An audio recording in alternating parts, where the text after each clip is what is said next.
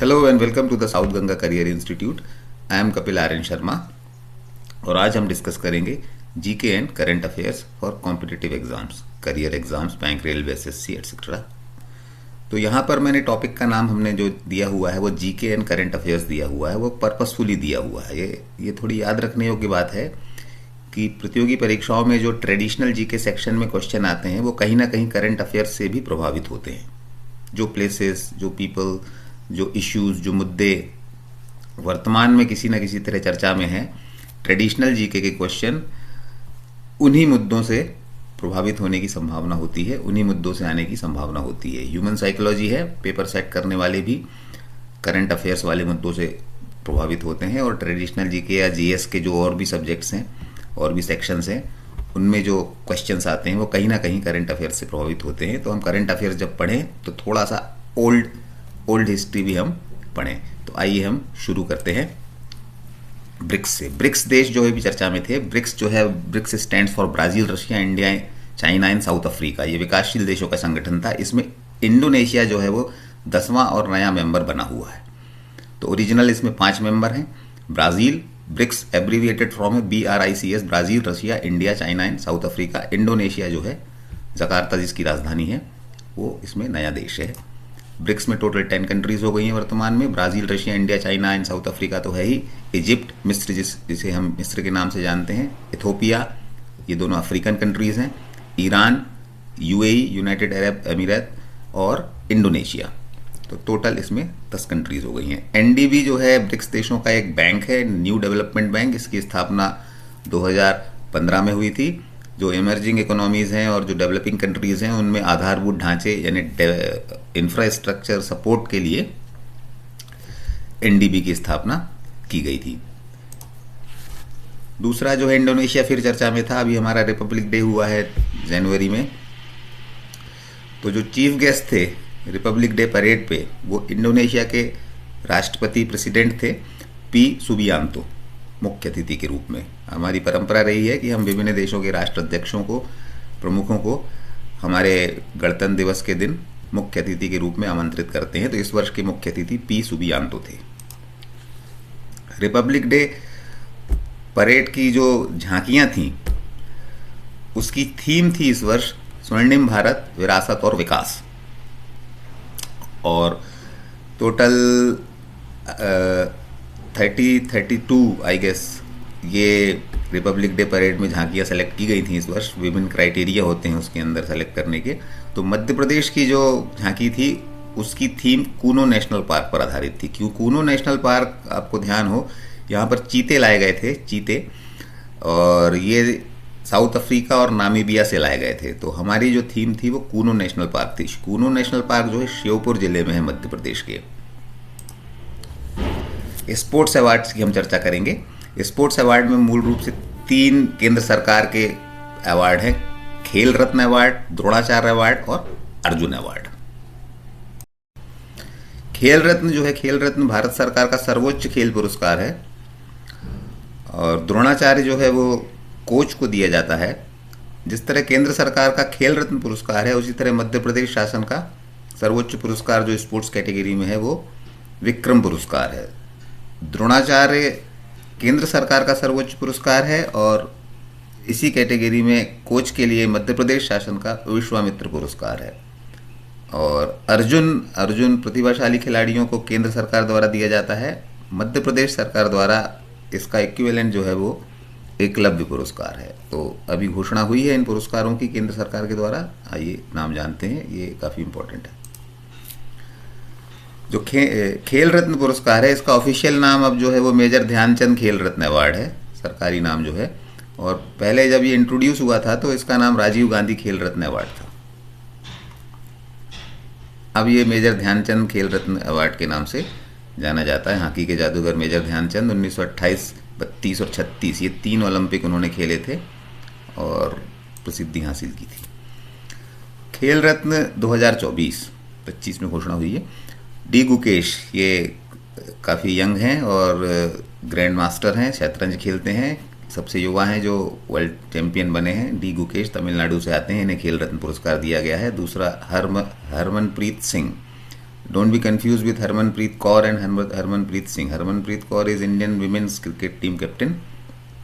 ये हरमनप्रीत सिंह है hockey hockey भारतीय हॉकी टीम के कप्तान हैं, और जो ओलंपिक्स हुए थे अभी उसमें इन्होंने भारतीय हॉकी टीम का नेतृत्व किया था और कांस्य पदक ब्रॉन्ज मेडल भारत को जिताया था। ये ड्रैग फ्लिकर हैं, डिफेंडर हैं और वर्तमान टीम में सर्वाधिक गोल करने वाले खिलाड़ियों में से हैं।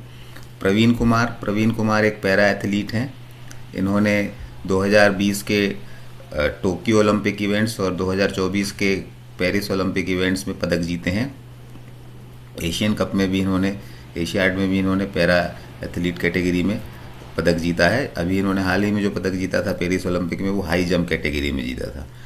प्रवीण कुमार, इन्हें भी खेल रत्न पुरस्कार दिया गया है। मनु भाकर शूटर हैं, ये शूटिंग करती हैं और इन्होंने, ये पहली एथलीट हैं, पहली खिलाड़ी हैं जिन्होंने एक ओलंपिक में 2 व्यक्तिगत पदक भारत की ओर से जीते हैं। तो मनु भाकर।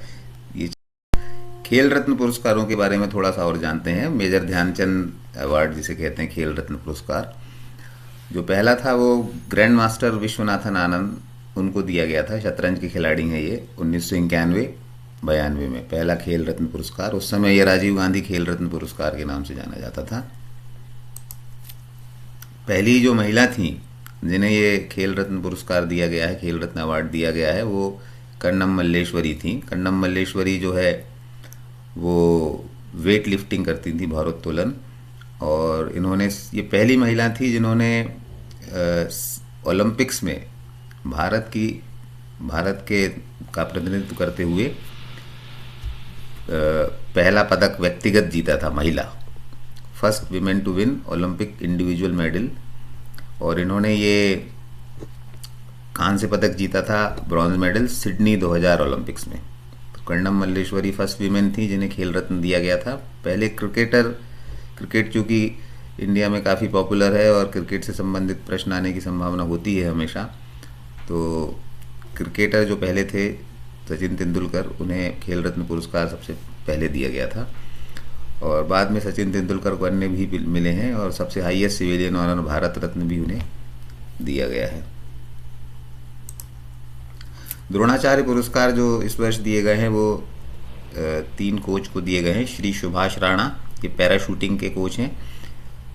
श्री मिस दीपाली देश पांडे, शूटिंग की हैं ये।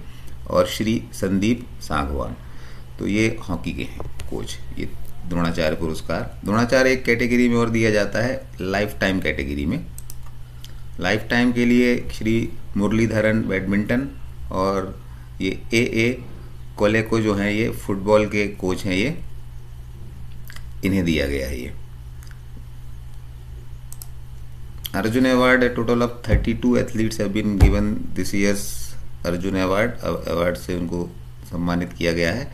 और इसमें से 19 जो हैं आउट ऑफ 32, 17 जो हैं वो para athlete, para judo, para badminton, para archery, para shooting, इस फील्ड से हैं आउट ऑफ 32। तो टोटल अर्जुन जो है, पहले कैप थी इसमें 15 की, अभी ऐसा कोई कैप नहीं है, इस बार 32 को दिया गया है। अर्जुन भी लाइफ टाइम कैटेगरी भी है अर्जुन में। तो अर्जुन पुरस्कार सुच्चा सिंह एथलेटिक्स और मुरलीकांत राजाराम पेटकर पैरा स्विमिंग, इन्हें दिया गया है। स्पोर्ट्स में कुछ और भी घटनाएं हुई हैं, आइए उन्हें भी डिस्कस करते हैं। हाल ही में 38वें राष्ट्रीय खेलों का आयोजन भी किया गया था। ये राष्ट्रीय खेल जो नेशनल गेम्स जो 38 जो हुए थे वो उत्तराखंड में हुए थे। तो टेबल टॉप जो था वो सर्विसेज ने किया था। लास्ट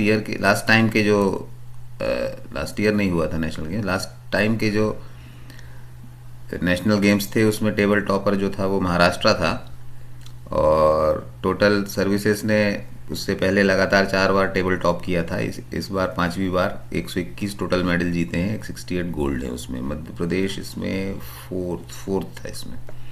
खेलो इंडिया विंटर गेम्स का आयोजन भी किया गया है। ये 2025 के खेल लद्दाख में हुए थे। तो नेशनल गेम्स 38 ये उत्तराखंड में हुए थे और विंटर गेम्स खेलो इंडिया जो हुए थे वो लद्दाख में हुए थे।